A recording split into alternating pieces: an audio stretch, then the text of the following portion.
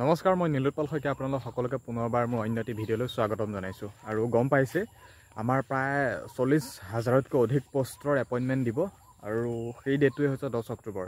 10 তাৰিখে আমাৰ এপইণ্টমেণ্ট দিব, 9 তাৰিখে আমাৰ ৰিজাল্ট দিম বুলি ক'লে। মানে এদিন আগতে ৰিজাল্ট দিব। হয়তো 9 তাৰিখে পুৱাৰ ভাগতে ৰিজাল্টসমূহ পাই যাবা। আৰু 9 তাৰিখে এইটো হিচাপত তেওঁ ৰিজাল্ট দিম বুলি ক'লে। এই কথাষাৰ মোৰ নহয়, মুখ্যমন্ত্ৰী মহোদয়ে তেওঁ নিজেই যিহেতু কৈছে, ভিডিঅ' ক্লিপটো শেষত লগাই দিম বা হয়তো নলগালেও গোটেই কথাখিনি অলৰেডি গম পাইছে যে তেওঁ কৈছে আমি 9 তাৰিখে ৰিজাল্টটো দিম, 10 তাৰিখে এপইণ্টমেণ্ট দিম, যাতে কোনো হাইকোৰ্ট কৰিব নোৱাৰে।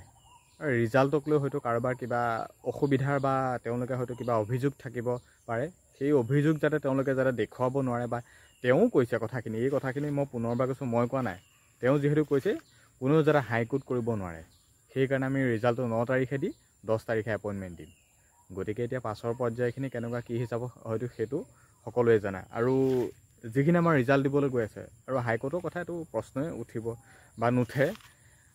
হাইকোৰ্ট কৰিবনো কেলৈ? কাৰণ গম পাইছে এডিআৰই হওক বা অসম পুলিচৰে হওক, প্ৰত্যেকটো বিভাগীয় পষ্টৰ এগেইনষ্টতে ভাইবাই হওক লাগিলে স্কিল টেষ্টেই হওক, দুজনকৈ মাতিছে। তাৰে ভিতৰত এজনটো আউট হ'বই। গতিকে সেই আউট হোৱা কেণ্ডিডেটজনে কিবা হাইকোৰ্ট কৰিব নেকি, মোক কিয় আউট কৰিলে বুলি? সেইটো মেনশ্যন আছেই প্ৰত্যেকটো ন'টিছ বা প্ৰত্যেকটো বিভাগীয় পষ্টৰ এগেইনষ্টত। হয়তো সেই কথাখিনি সকলোৱে অৱগত বা জানেই, কাৰণ যিকোনো পষ্টৰ এগেইনষ্টত দুজনকৈ মাতিছে। স্কিল টেষ্টেই হওক বা ভাইবা বা যেনেকুৱা যিয়ে নহওক কিয়, দুজনকৈ মাতিছে। সেই দুজনৰ হিচাপত এজনৰ চিলেকশ্যন হ'ব, বাকী এজন আউট হ'ব। গতিকে সেই কথাষাৰতো কোনো ধৰণৰ আমাৰ প্ৰশ্ন নুঠেই যে আমি হাইকোৰ্ট কৰিব লাগে। বাকী হাইকোৰ্টৰ কথা এইবিলাক কথা এতিয়া কৈ নাথাকোঁ। খালি মুখ্যমন্ত্ৰী মহোদয়ে কৈছে যাতে হাইকোৰ্টত মানে যাব লগা পৰিস্থিতি নহওকগৈ, বা যাতে কেণ্ডিডেটখিনি নাযাওকগৈ, এনেকুৱা এটা যাতে এটা মানে অসুবিধাৰ সন্মুখীন নহওকগৈ, সেইটো কাৰণে আমি 9 তাৰিখে ৰিজাল্টটো দি 10 তাৰিখে এপইণ্টমেণ্টখন দি দিম।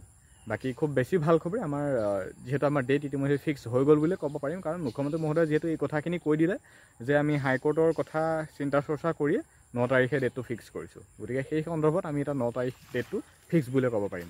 9 তাৰিখে ৰিজাল্ট দিব, অসম পুলিচৰ হওক বা এডিআৰই যেনেকুৱা যি ধৰণৰ নহওক, গোটেইখিনি পষ্টৰ ৰিজাল্ট দি দিব। পুৱাৰ ভাগতে হয়তো ৰিজাল্ট পাই যাব। বাকী 10 তাৰিখে এপইণ্টমেণ্টখন ল'বগৈ পাৰিবা। কিন্তু এপইণ্টমেণ্টখন এনেকুৱা নহয় যে তোমালোকক হাতে হাতে দিব বা আমি সেই দিনাখন গৈ নাপালে আমাক একেবাৰে নাপাম নেকি, তেনেকুৱা নহয়। প্ৰত্যেকটো বিভাগীয় পষ্টত কেইজনমান কেণ্ডিডেটক সেইদিনাখন এপইণ্টমেণ্টখন দিব। বাকী ইমান 40-50 হাজাৰকতো এপইণ্টমেণ্ট দিব নোৱাৰে হাতে হাতে।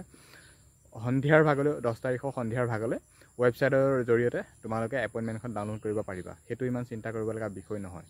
বাকী সকলোকে শুভেচ্ছা দিছোঁ, যিমানখিনি কেণ্ডিডেটে এতিয়া ৱেইট কৰি আছে, সকলোৱে যাতে চিলেকশ্যন পাওক তাৰো কামনা কৰিছোঁ।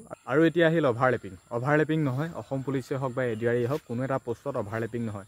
সেই কথাষাৰ যোৱাকালিয়ে নহওক বা পৰহিয়ে নহয়, ইয়াৰ আগতে কেইবাবাৰো মুখ্যমন্ত্ৰী মহোদয়ে কৈছে, বা যোৱাকালি তাৰিখতো তেওঁ যিহেতু নিজে কৈছে কথাখিনি পুনৰবাৰ ৰিজাল্ট দিয়াৰ আগমুহূৰ্তত যিহেতু কথাষাৰ কৈছে, তেনেহ'লে আমি এটা আৰু বিশ্বাস কৰিব পাৰোঁ যে ৰিজাল্টৰ ক্ষেত্ৰত মানে অভাৰলেপিং নহয়। বাকী অফিচিয়েলিভাৱেও তোমালোকে কথাখিনি নিশ্চয় গম পাইছে।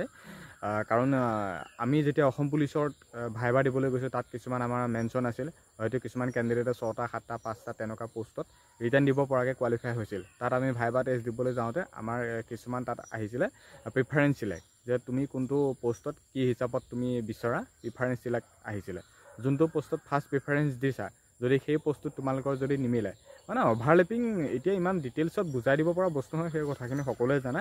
মানে এতিয়া ডাইৰেক্টনো কি ক'ম আৰু, তোমালোকে যদি বুজি পোৱা নাই বা যদি মোৰ ফালৰ পৰা যদি জানিব বিচাৰিছা, কথাষাৰ এনেকুৱা যাতে এজন কেণ্ডিডেটে কেইবাটাও পষ্টত নাপায়, এজন কেণ্ডিডেটে এটা পষ্টতে পাব। তেওঁ লাগিলে 4টা, 5টা, 6টা যিমান পষ্টতে ভাইবা বা স্কিল টেষ্ট দি নথওক কিয়, তেওঁ এটা পষ্টতে চিলেকশ্যন পাব। যোনটো পষ্টৰ ৰেংক বেছি বা দৰমহা পাতিৰ পৰা আদি কৰি সুবিধাসমূহ বেছি, সেই পষ্টতে তেওঁক চিলেকশ্যন দিব আৰু সেই পষ্টতেতো যাব বিচাৰিব। বাকী এনেকুৱা ধৰণৰ কথা অসম পুলিচে হওক বা এডিআৰই হওক, অন্যান্য যিমানখিনি ৰিক্ৰুটমেণ্ট পাতিছিল, কোনো এটা বিভাগীয় পষ্টত অভাৰলেপিং নহয়। সেইটো কাৰণে বহুত ভাল খবৰ। আৰু ৰিজাল্টৰ ডেট 9 অক্টোবৰ আৰু এপইণ্টমেণ্টৰ ডেট আমাৰ আছিলে 10 তাৰিখ।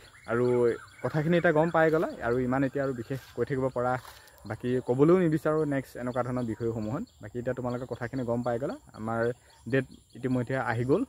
তেওঁ যিহেতু কৈছে, গতিকে এইটোৱে হ'ব ফিক্স ডেট যে 9 তাৰিখে ৰিজাল্ট, 10 তাৰিখে এপইণ্টমেণ্ট। বাকী ভিডিঅ'টো যদি চাই ভাল পালা, যদি বুজি পাইছা, তেনেহ'লে নিশ্চয় শ্বেয়াৰ কৰি দিবা। ভিডিঅ'ত ইমানখিনি কথা আছিল।